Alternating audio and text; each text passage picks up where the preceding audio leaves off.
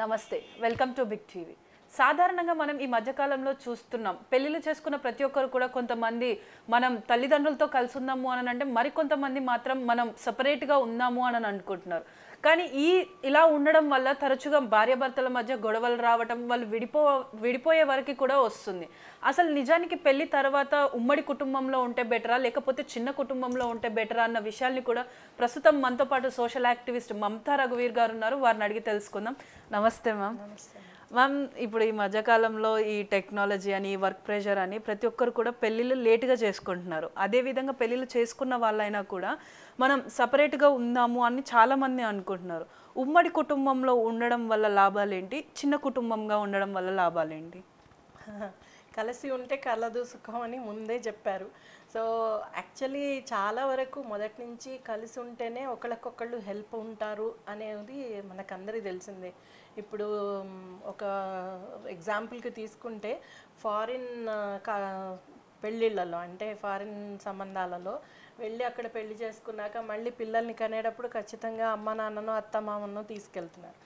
అంటే ఇవాళ రేపు ఏమవుతుంది అంటే ముందే ఎక్కువగా మ్యారేజెస్ అదేంటి మ్యారేజ్ బ్యూరోల ద్వారా ఎక్కువ కుదురుతున్నాయి. అక్కడే ముందే రాస్తున్నారు అనమాట, సింగిల్గా ఉండాలి, హస్బెండ్ ఒక్కరే ఉండాలి, నాతో ఎవరు ఉండకూడదు, ఏ బాధ్యతలు ఉండకూడదు, ఈమె వైపు కూడా ఏ బాధ్యతలు తీసుకోదు. కానీ అలా ఉండదు కదండి. ఒక పెళ్ళి అనేది రెండు కుటుంబాల మధ్య జరిగేది. అండ్ న్యాచురల్లీ బాధ్యత తీసుకోకుండా ఉండలేరు. ఇన్నాళ్ళు పెంచిన తల్లిదండ్రులు ఈమెకైనా కానీ అతనికైనా కానీ న్యాచురల్గా వచ్చేస్తుంది అది. ఏదైనా సమస్య రాగానే మనం కూడా సాయం చేయాలి, హెల్ప్ చేయాలి అని. కానీ దూరంగా ఉండి హెల్ప్ చేయాలనే అనుకుంటున్నారు. దగ్గరగా వచ్చి వాళ్ళు పూర్వంలాగా సేవలు చేయాలి లేకపోతే ఉంచాలి అనేది అనుకోవట్లేదు. ఏదైనా కావాలంటే మీకు హెల్త్కి సంబంధించి హాస్పిటల్స్ కడతాం, లేదు అంటే వృద్ధాశ్రమాల్లో ఉంచుతాం, ఇలాంటి మాటలే మాట్లాడుతున్నారు. కానీ ఎక్కడ కూడా వాళ్ళు టైం స్పెండ్ చేయడానికి ఇష్టపడట్లేదు. సో ఇది ముందు నుంచే క్లారిటీ పెట్టుకుంటున్నారు. తర్వాత ఇంట్లో సిబ్లింగ్స్కి కూడా ఎవరైనా అన్నదమ్ములు అక్క చెల్లెలకి చేయాల్సిన బాధ్యతలు ఉంటే అవి కూడా ముందే పంచుకుని ప్లాన్డ్గా చేసుకుంటున్నారు. ఇదంతా ప్లానింగ్ బాగానే ఉంది. కానీ ఎప్పుడైతే ఇద్దరి మధ్య ఏదైనా చిన్న ఇష్యూ వచ్చినా, లేకపోతే ఏదైనా అంటే వాళ్ళకి ఎలా డెసిషన్ తీసుకోవాలో తెలియకపోయినా మళ్ళీ ఖచ్చితంగా ఫోన్ కాల్స్ అమ్మ నాన్నలకే వెళ్తున్నాయి.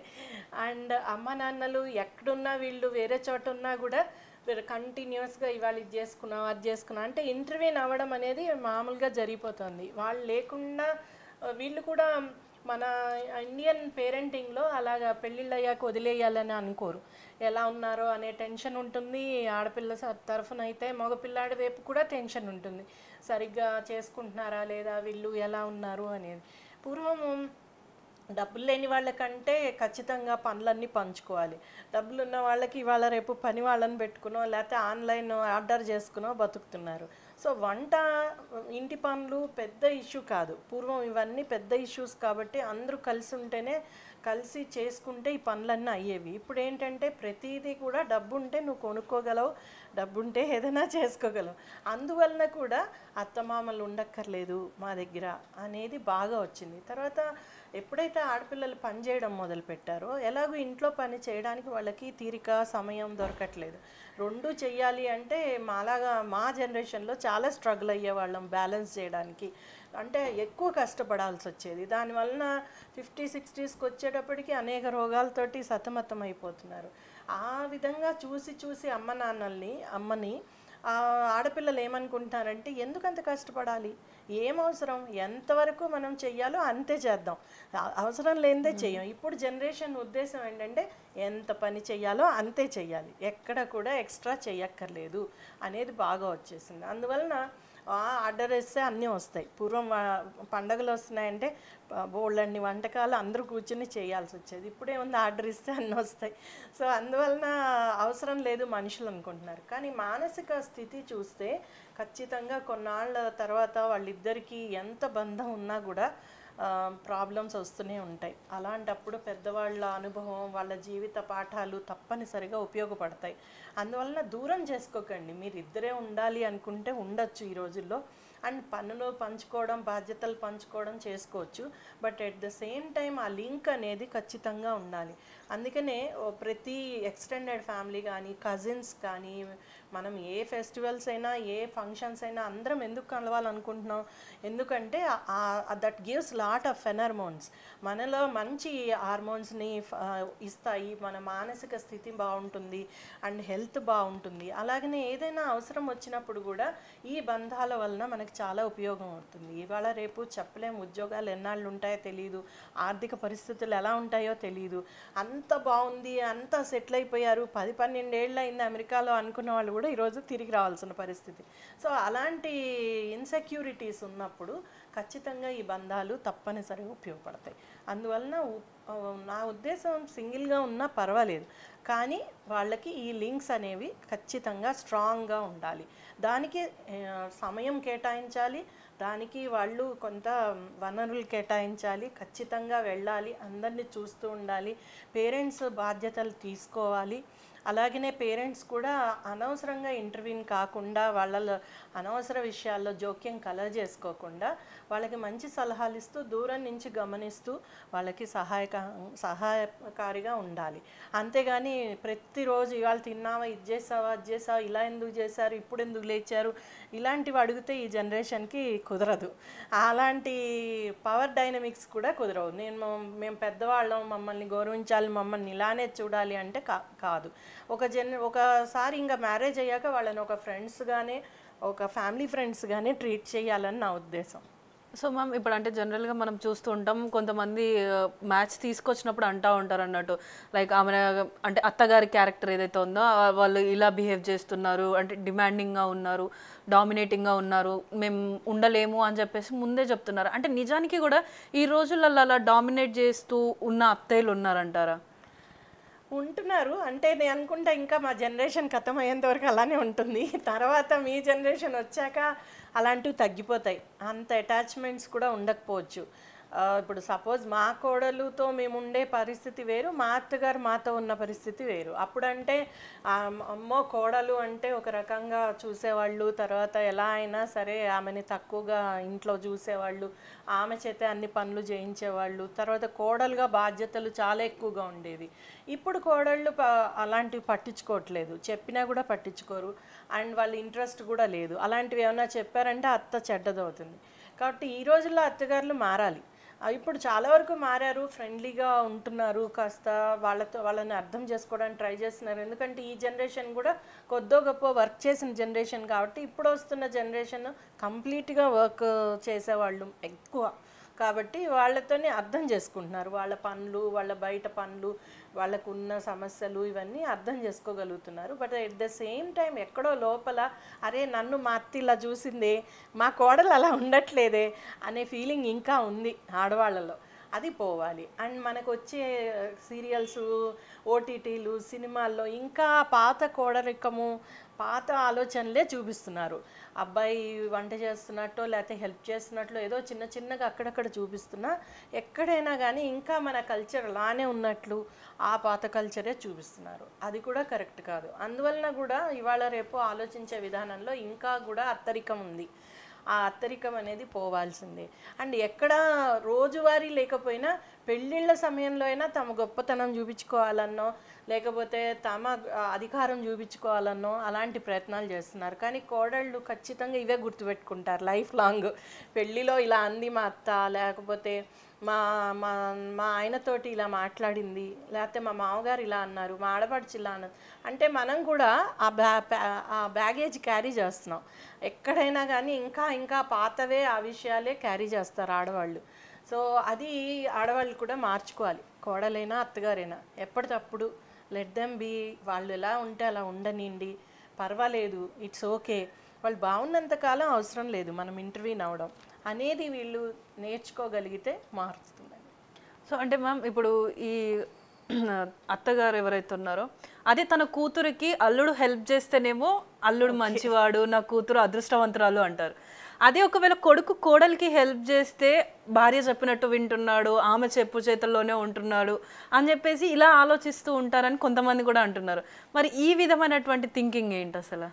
అంటే నాకు తెలిసి అది కొడుకు మీద ఉన్న పొజెసివ్నెస్ తోటి, కూతురు మీద ఉన్న పొజెసివ్నెస్ తోటి వస్తుంది.